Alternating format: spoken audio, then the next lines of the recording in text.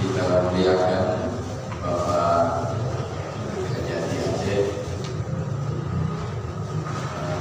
juga seluruh keluarga besar Kejati Aceh, di antaranya hadir malam ini Bapak yang mewakili asisten tindak pidana khusus yang tadi disebut kaum asisten ibu dan semua yang telah dapat hadir di masjid yang berbahagia ini.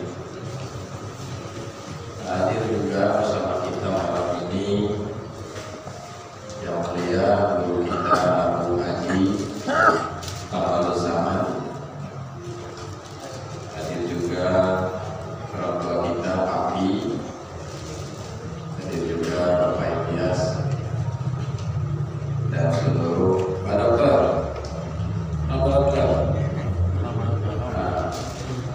Hadir juga guru kita Bapak Dokter Zainuddin, Pak Dokter duduk di depan. Mana boleh Pak Dokter duduk di belakang. Namanya aja Pak Dokter. Juga seluruh ketua-ketua majelis zikir yang mewakili kecamatan-kecamatan, di antaranya tadi yang membaca makalah Pak Nabi, Ustaz Nabi,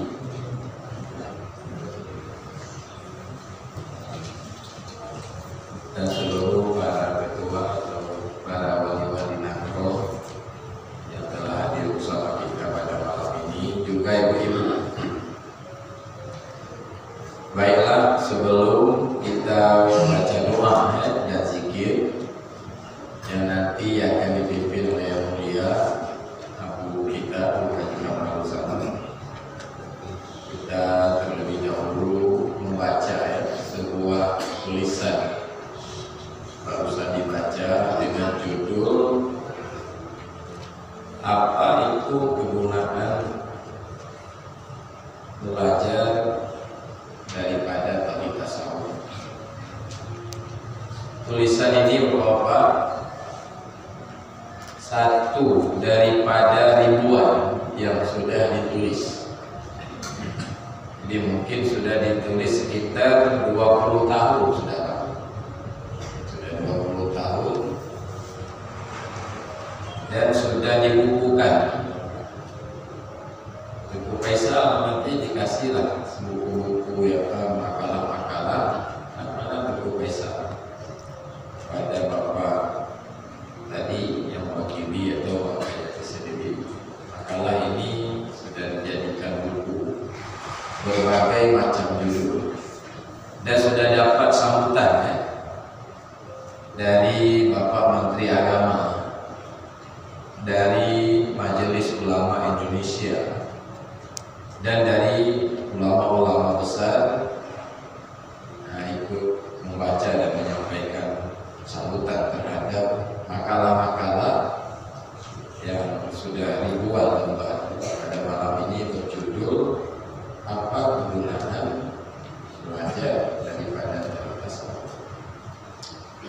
Kami pada malam ini sangat bergembira dapat hadir di masjid ini. Kami tiap bulan mungkin hampir tiap malam kegiatan, tapi paling kurang ada beberapa masjid di samping kegiatan-kegiatan di pesantren yang dilakukan begini tiap malam. Ada pengajian disampaikan oleh Abu, khususnya di masjid ini dan di masjid lain. Malam ini kami juga malam kemarin di Masjid Raya Baitul Rahman. Malam ini di masjid apa namanya? Bisa luar biasa, bisa timbangan namanya. Nanti ditimbang satu persatu. Terus alun ayam maizin manin nabi.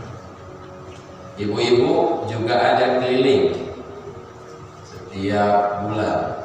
Nah, nanti insya Allah kita ibu-ibu juga datang bergabung dengan ibu-ibu yang di Kejaksaan Tinggi ini. Nah, kami datang ke sini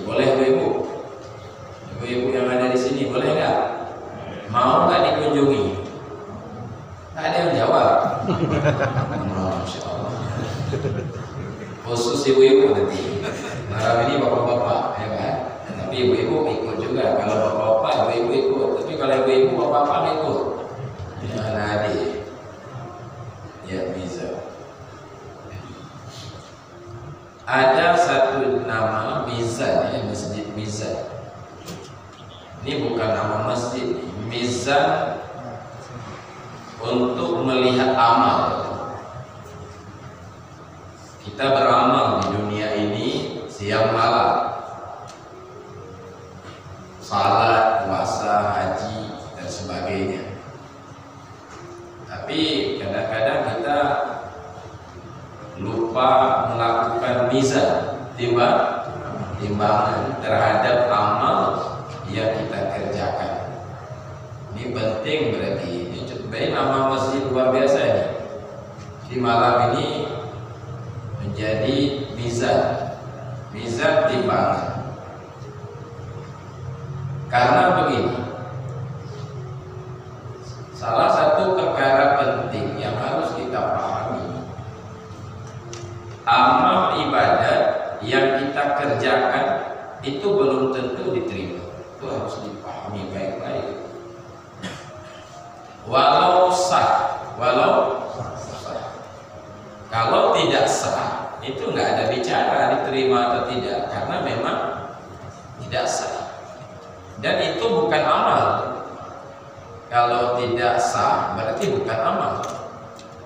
Nah, ini persoalannya yang disebut ibadah. Berarti yang sah, syaratnya ada, rukunnya ada. Sudah sah atau tidak?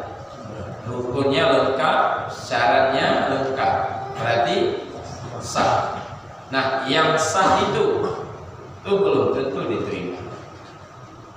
Kalau yang tidak sah, hana bicara.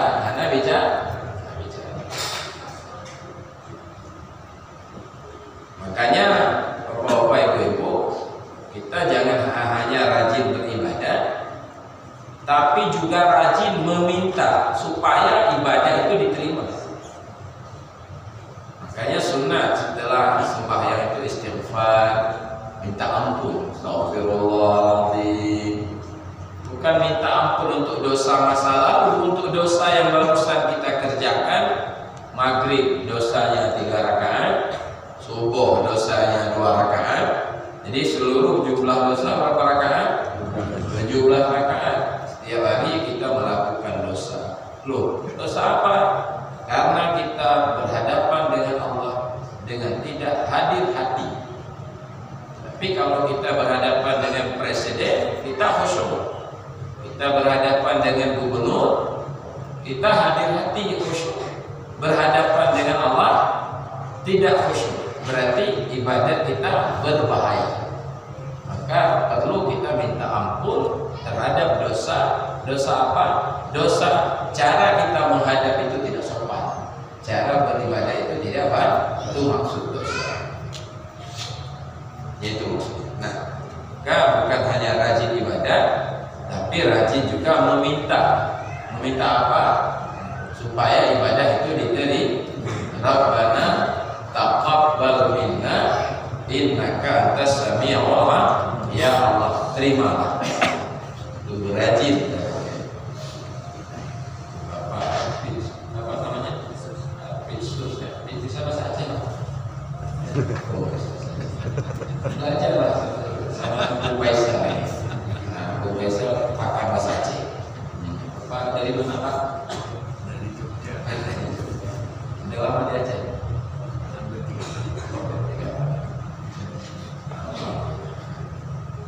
Saya tanya kenapa ini kadang-kadang nyambung bahasa Aceh. Baik. Karena itu Bapak, ada itu kalam hikmah yang sering kita baca. Bahkan kami menyampaikan itu dalam pengajian-pengajian, bahkan dalam ceramah-ceramah. Rubbama fatahalaka babat ta'ati wa ma fatahalaka babal qabul.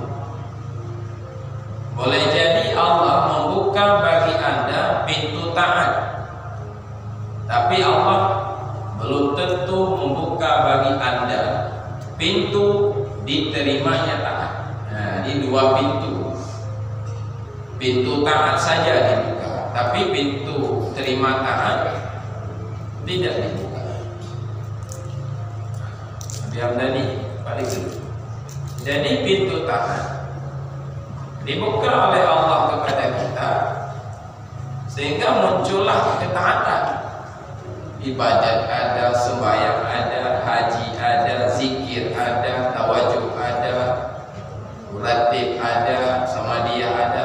Dibuka pintu taat, tapi belum tentu dibuka pintu diterima taat. Dari mana kita tahu ibadah kita itu diterima? Maka inilah perlu mizan. Perlu apa? Di masjid mizan untuk menimbang. Jadi siapa yang mau menimbang, datanglah ke Kejaksaan Tinggi. Karena di sini ada masjid mizan. Ya. Apa mizan? Kita harus melihat buah-buah amal atau tidak ada buah-buah amal. Tergantung pada buah. Itu mizannya, timbangannya. Kalau ada buah dalam beramal, itu adalah tanda amalnya diterima oleh Allah. Amalnya diterima oleh Allah. Inilah yang dimaksud oleh Syekh Ibnu Athaillah, man wajada samarata amalihi ajilan. Siapa yang mendapati buah-buah amal di dunia, itu adalah tanda amalnya diterima oleh Allah di hari akhirat nanti. Siapa yang mendapati buah-buah amal. Apa itu buah amal? Buah amal adanya kelezatan dan kemanisan di dalam kita beramal. Lezat dalam beramal, manis dalam beramal, itu adalah buah amal. Ya, di Nagrog Penyerat. Ya kan? Di Nagrog Penyerat pasti sudah ada buah amal. Nah, baru saja dapat buah amal. Nah, dari itu no. Dari itu insyaallah buah amal kopinya itu. Kita tahu itu lezat. Seperti tadi saya lihat di kampung saya, dari pagi sampai maghrib panjat pinang, tidak mengantuk, tidak jenuh, tidak bosan, karena lezat. Di kampung aku ini ada juga panjat pinang, panjat di bertahan itu Pak, bertahan, ramai-ramai karena lezat. Nah, seperti panjat pinang itu diperoleh dalam ibadah, itu tanda ibadah diterima oleh Allah. Nah, gulagean dari pagi sampai jam maghrib panjat pinang.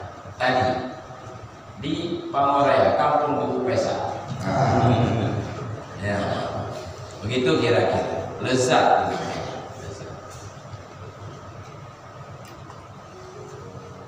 Seperti contoh lezat yang lain, orang duduk di warung kopi, satu gelas kopi, duduknya berapa jam? 2 jam, 3 jam. Itu di Aceh, di Jogja nggak ada itu. Nah, orang Aceh ini itulah hobinya. Ini kota Banda Aceh ini kota Seribe warung kopi. Makanya kami sudah ganti sekarang Ratib Seribe, Tapi warung kopi tidak dibenci, warung kopi Seribe. Tapi yang dibenci Seribe. Ya, itulah Aceh. Ya itu dia. Jadi di kampung saya lihat, Kampung Buku Pesa, itu satu gelas kopi duduknya 3 jam, ngobrol cek langit namanya. Kalau orang Aceh bilang cek langit, lampor cek langit, cek langit, cek. Itulah cek langit. Kan nggak mungkin cek langit. Ngobrol cek langit, gahabat, tidak mengantuk, tidak bosan, dan tidak jenuh. Itu pagi, siang balik lagi 2 jam lagi untuk 1 gelas. Sore ba'da asar balik lagi 2 jam lagi untuk 1 gelas. Malam ba'da isya sampai tutup warung kopi.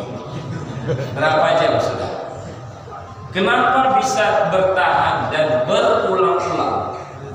Karena lezat. Karena lezat. Nah, bila di dalam ibadah, dalam berzikir, dalam membaca Quran, dalam bersedekah, dalam salat jamaah, kita peroleh seperti itu tanda diterimanya amal. Itu mizan untuk melihat amal diterima atau tidak. Di situ lihatnya. Nah, kadang-kadang lain Pak, kalau warung kopi 1 gelas kopi 3 jam Pak, ya, begitu masuk ke tempat zikir baru 10 menit sakit pinggang, kamu dengar dulu, ya kan? Yang itu tandanya. Dimana tanda amal diterima? Adanya kelezatan dalam beramal. Tetapi lezat itu tidak bisa diperoleh. Lezat itu tidak bisa diperoleh, melainkan ada di dalam batin kita rasa cinta dan rindu kepada Allah. Rasa cinta dan rindu, cintanya jalan. Karena kita peroleh cinta dan rindu seperti rindu dan cinta kepada wanita. 20 gram, berapa gram? 20 manyam kali 3 juta 1 manyam.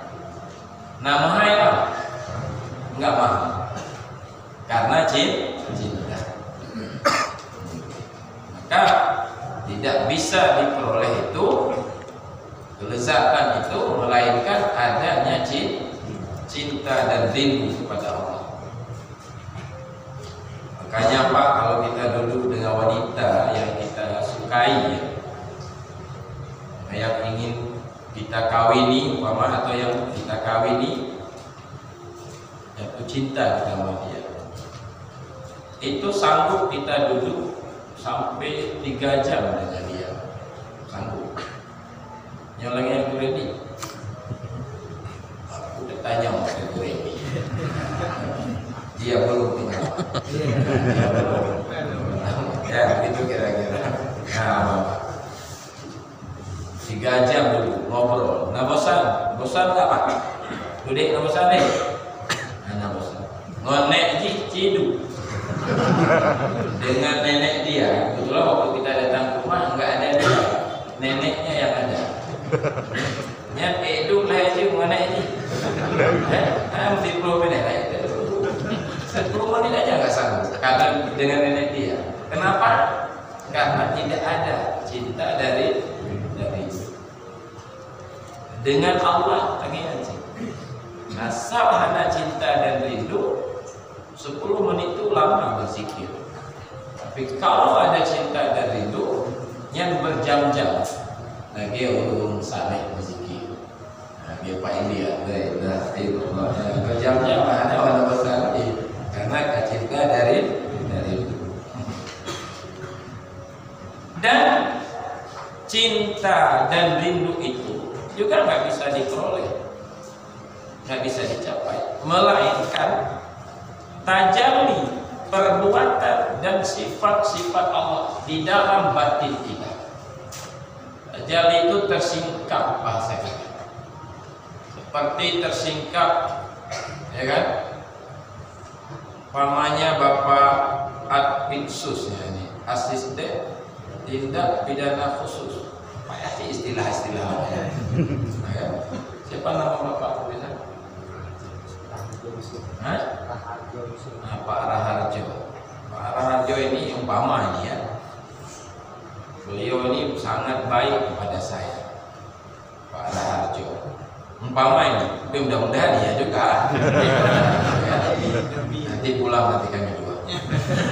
Beliau ini sangat dermawan kepada saya, sangat mencintai saya, Pak Raharjo. Mobil beliau yang baru dikasih untuk saya, rumah dikasih selama saya kerja sama beliau, karena beliau suka kepada saya, karena saya ini dalam bekerja itu disiplin. Beliau bilang jam 8 tolong antar bapak ke bandara, jam 7 saya sudah sampai. Di Pak Raharjo akhirnya suka ke saya, makanya saya banyak dapat hadiah. Mobil baru diberikan oleh beliau, bukan pinjam, bukan rental, hijau sah juga, ya kan? Kemudian rumah beliau yang banyak juga dikasih untuk saya satu. Itu alhamdulillah jangan pernah. Saya dengan istri Pak Askari di sini, Pak Askari, ya. Pak Kecil, ya, Pak Kecil dari sini juga. Pak Kecil sini. Nah, saya juga dikasih uang yang banyak. Anak-anak saya jadi sarjana semua, juga biaya dari Pak Raharjo Yusuf. Jadi saya sekarang ini sudah hebat, uang banyak, anak sudah sukses semua. Dari mana itu kelebihan yang saya miliki? Dari Pak Raharjo. Itu contohnya. Nah, terlihatlah dengan batin saya perbuatan beliau. Gara-gara beliau saya beli. Gara-gara kebaikan beliau saya hidup nyaman. Terlihat sifat-sifat beliau, terlihat perbuatan-perbuatan beliau. Itu namanya tajalli. Apa namanya? Tajalli. Tersingkap. Saya mau tanya sama bapak-bapak rindu nggak? Saya rindu nggak sama beliau? Cinta nggak saya sama beliau? Cinta. Karena terlihat sifat itu. Selain saya yang tidak seperti saya, rindu nggak sama beliau? Tidak. Karena tidak tersingkap itu. Nah, makanya saya, kalau ditelepon oleh Pak Raharjo jam 3 malam dalam suasana hujan, tetap saya datang. Sini kamu. Jam berapa ditelepon? Siap. Siap. Dibilang sama istri saya, jangan ikut dong mas, ini hujan. Nggak ada hujan, nggak ada dingin mas, nggak ada hujan, nggak ada dingin. Yang ada Pak Raharjo, cinta dan rindu menghilangkan hujan, menghilangkan kedinginan. Nah, itu tersingkap. Saudara, nah beda dengan orang-orang selain saya. Abu Kamarul Zaman bilang begini, Pak Raharjo itu dermawan. Kita tanya, tahu dari mana Pak? Dikasih mobil untuk apa? Enggak juga. Saya melihat bawahan beliau itu. Habis suku itu sudah banyak uangnya dikasih sama Pak Raharjo. Nah, itu namanya bukan tajalli, itu namanya iktikad, namanya keyakinan. Ini orang-orang lain ini sama Pak Raharjo, terhadap Pak Raharjo beda dengan saya. Kita tanya sama Pak Ilyas, Pak Raharjo itu bagaimana? Dermawan Nabi. Tahu dari mana? Itulah saya lihat bawahan beliau sudah banyak uang. Itu bukan. Saya yang merasakannya. Saya yang merasa. Sudah paham Pak contoh itu? Bila begitu pandangan batin kita terhadap Allah, baru datang cinta dan rindu. Nah, tauhid pada waktu itu namanya tauhid tasawuf. Apa namanya? Tauhid tasawuf. Kalau sudah pada tahap itu namanya tauhid tasawuf. Kalau belum sampai ke situ, sebatas percaya Tuhan Allah, Dia bersifat qadim, bersifat baqa, Dia pencipta langit, pencipta bumi, tapi kita nggak rindu padanya. Itu namanya aqidah ahlus sunnah. Aqidah ini bukan aqidah tauhid dasar. Itulah maksud majelis pengkajian tauhid tasawuf. baru datang cinta dari dan rindu kepada Allah. Bila sudah sampai ke situ, tajalli sifat-sifat Allah dalam batin kita, perbuatan Allah dalam batin kita, sehingga hilanglah perbuatan kita, hilanglah sifat kita. Kalau apa hilang Pak?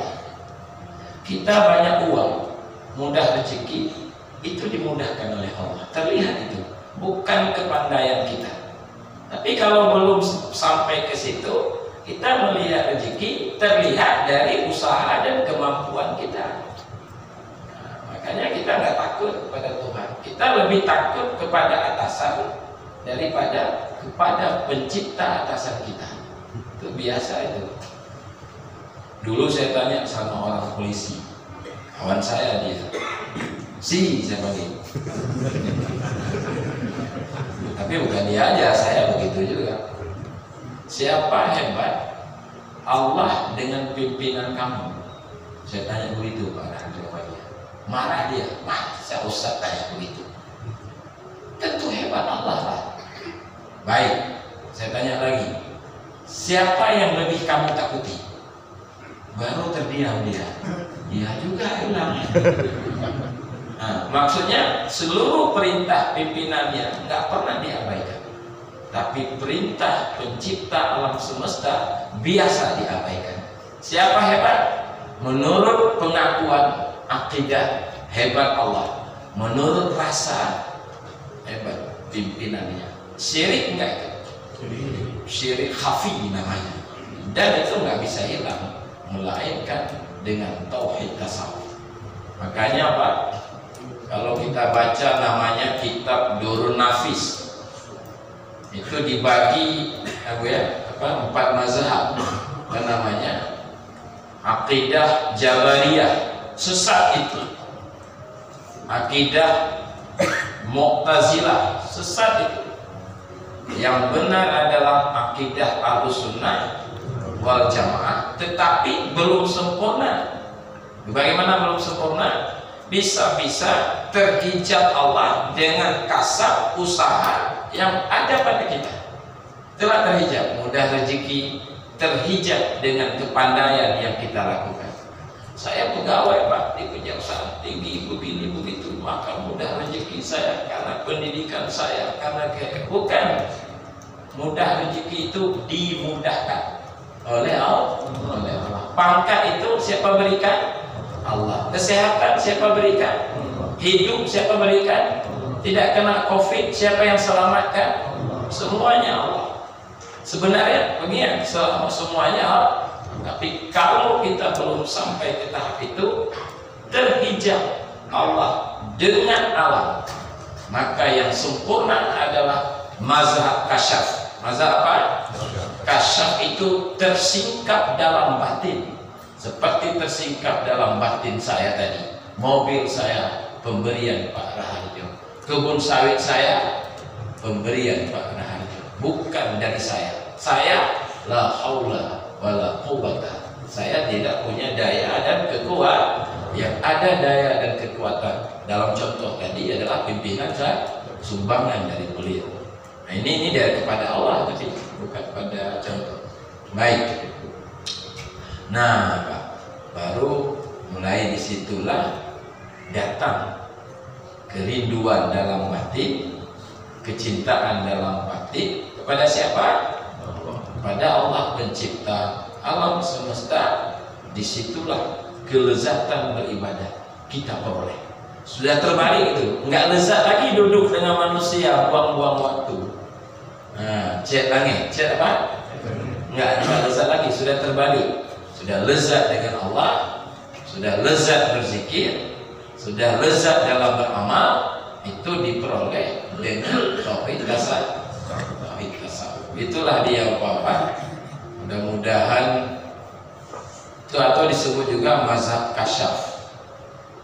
Kalau dalam kitab Syiarus Salikin itu disebut tauhid muqarrabin. Awalnya tauhid akidah, tauhid Ahlussunnah wal Jamaah, itu martabat pertama. Martabat kedua tauhid khawas, atau juga disebut dengan tauhid tasawuf. Martabat ketiga adalah tauhid sufi. Apa tauhid sufi? Kita tidak lagi memandang wujud-wujud selain Allah. Yang ada itu hanya satu, wujud Allah, wujud Allah. Selain itu adalah perbuatannya dan ciptaannya. Nah, begitu. Sama saya itu barang. Saya salus, apa namanya? Yang bawa-bawa barang itu apa namanya? Salus mobil. Tapi pakai sepeda. Salus cerita mobil itu bagus. Mobil ini begini, AC-nya begini, ketajamannya begini. Siapa bilang begitu? Salus. Ditanya oleh orang, kamu pakai mobil apa? Honda Mio. Nah, ya Pak Abu ini aja. Saya ngomong, saya salus. Karena itu Bapak Raharjo, Bapak Asisten Tindak Pidana Khusus ya. Insya Allah nanti kita bawa ke sini jangan salus. Malam ini salus datang. Saya ini salus. Kita bawa langsung Abuya. Abuya yang penulis tadi. Abuya Syekh Haji Amran Wali. Ada pada beliau barangnya. Kayak Pak lihat. Nah, begitu kira-kira. Dulu sudah datang. Tapi bukan zikir, pertemuan dengan Forkopimda Aceh, Pak sekalian. Ada Pak Kajati, Pak Yusuf, siapa namanya? Pak Yusuf, ada Kabinda, ada Kapolda Aceh, ada Pangdam, Pak Buya, kami dengan Abu Kamarul, Pak Sekali waktu itu juga hadir, saya hadir.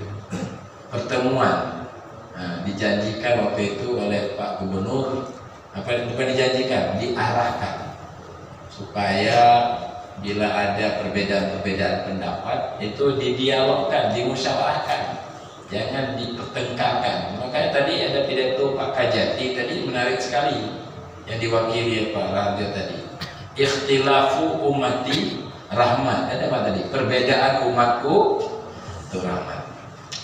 Jadi alhamdulillah. Tapi payah itu kita temukan itu yang tadi kita bahas. Jalannya itu panjang. Jalannya itu panjang. Ihdinas siratal mustaqim, itulah maksudnya.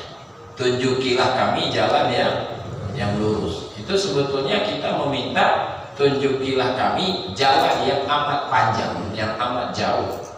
Ya kan? Maka perlu kepada beberapa syarat, di antara lain harus ada, karena perjalanan jauh itu ada 5 syarat ya. Dari Aceh terbang ke Mekah itu butuh 5 syarat. Pertama perlu bekal. Bekalnya apa? Uang. Berapa uangnya? 50 juta. 50. Yang kedua butuh kendaraan, butuh pesawat, pesawat. Uang ada, pesawat nggak ada. Bisa nggak perjalanan jauh? Nggak. Harus ada pesawat sudah ada. Uang juga sudah ada. Udah bisa terbang belum? Belum. Harus ada pilot yang ahli. Pilot sudah ada, pesawat sudah ada, uang juga sudah ada. Sudah ada 3. Udah bisa terbang? Belum. Harus ada rombongan, kelompok terbang. Sendiri nggak bisa terbang. Dan pesawat nggak mau terbang sendiri. Kita penumpangnya cuma kita ada sendiri. Nah itu pokoknya. Yang ketiga benar juga senjata. Yang kelima benar senjata. Karena perjalanan jauh itu perlu keamanan, maka perlu kepada senjata. Perjalanan kepada Allah, ihdinas siratal mustaqim, itu jauh, maka perlu juga kepada 5 syarat. Pertama bekal. Bekalnya apa? Melaksanakan perintah dan menjauhi larangan. Apa? Melaksanakan perintah. Itu bekal. Yang kedua perlu kepada kendaraan juga pergi kepada Allah. Kendaraan menuju kepada Allah adalah himmah. Apa namanya? Kemauan yang kuat. Ini untuk memperoleh yang kita bahas tadi itu perlu kemauan yang kuat. Yang ketiga perlu juga pilot. Perlu kepada siapa? guru yang mampu membimbing rohani kita. Itu guru, itu namanya mursyid. Makanya kita ini berguru kepada Abuya, penulis tadi Pak Rajo. Gak bisa kita berjalan sendiri, maka dibimbing oleh yang keempat, kita perlu rombongan, maka harus bergabung. Gampung Pango, Gampung Ili, Gampung Lampih, Gampung Lampu. Malam ini Gampung Mizan, Gampung Mizan. Nah, malam ini sudah bertambah saudara kita, jamaah dari Kejaksaan Tinggi. Harus bersama. Kalau nggak bisa bersama, nggak ada rombongan, nggak bisa perjalanan jauh tanpa rombongan. Maka malam ini kita diterima oleh Pak Kajati dan keluarga besar Kejaksaan Tinggi ini, berarti kita sudah bertambah rombongan. Mudah-mudahan ke depan malam ini salus. Mudah-mudahan ke depan Pak Kajati bisa menghadirkan Abuya. Tapi kalau hadir Abuya nggak bisa di musala Mizan. Kecil banget ini, harus di depan apa? Kemarin dibuat oleh Pak Askari di Pamoraya, di lapangan bola penuh Pak Askari ya, penuh. Maka kalau di sini nggak bisa di Masjid Mizan, karena begitu Abuya datang itu disambut oleh seluruh kabupaten yang ada di Aceh. Berombongan besar datang, penuh nanti. Insya Allah Pak, nanti bisa di Kejaksaan Tinggi ya. Sampaikan kepada Pak Kajati bulan depan atau bulan setelah itu didatangi oleh Abuya. Malam ini perwakilan, maka hadir Abu Willy, Abu Kamalud. Saya nggak salus, nggak ada barang. Yang ada ngomong doang. Itulah dia. Insya Allah. Makanya kita heran tadi, mengapa sebagian umat Islam terus melawan dan membenci, ya kan? Ulama-ulama di Aceh terus melakukan perlawanan, tapi nggak apa-apa. Sikamen, artinya Kementerian Agama sudah memberi rekomendasi, Majelis Ulama Indonesia juga sudah memberi rekomendasi aman, benar. Jadi nggak usah takut, jangan takut. Biasa-biasa saja. Kita dituduh tidak lagi bersyariat. Masa barusan salah isya berjamaah? Itu kan syariat itu. Kita dituduh tidak lagi berpegang kepada fikih mazhab. Mana ada itu? Kalau kita nggak belajar fikih, ya kan nggak mungkin kita menemukan tauhid tasawuf. Seperti saya bilang tadi malam di Masjid Raya, hakikat dengan syariat itu bagaikan piring dengan nasi, bagaikan air dengan gelas. Jadi kalau kita di warung kopi ditulis, di warung nasi kan ada warung nasi kambing, nggak ditulis di bawah pakai piring, karena pakai ya, sudah pasti itu warung nasi, ditulis nggak di bawah pakai piring, kan pastilah, ya kan? Warung kopi dan pakai gelas ditulis. Kata kopi minum harus pakai gelas. Tauhid tasawuf sudah barang pasti, tidak mungkin kalau tidak berpijak pada syariat Nabi. Itulah dia, wajib syariat, wajib berhakikat. Kenapa ini ada yang menentang terus? Tadi sudah dapat jawaban, karena belum dipahami. Itu saja mungkin Pak Kajati atau yang mewakili ceramah singkat. Mungkin ini intinya kita baca doa kepada seluruh almarhumah keluarga besar Kejaksaan Tinggi dan kepada orang tua kita semua, dan kita berzikir ya, membaca ratib seribe, membaca la ilaha illallah, dipimpin oleh guru kita Abu Haji Kamaluzaman. Barangkali itu saja yang dapat saya sampaikan, banyak sekali kekurangan. Sekali lagi terima kasih atas sambutan kepada keluarga besar Kejaksaan Tinggi ini, dan mohon maaf ya atas segala kekurangan. Insya Allah kita bertemu lagi nanti di kesempatan yang lain. Demikian, Assalamualaikum warahmatullahi wabarakatuh.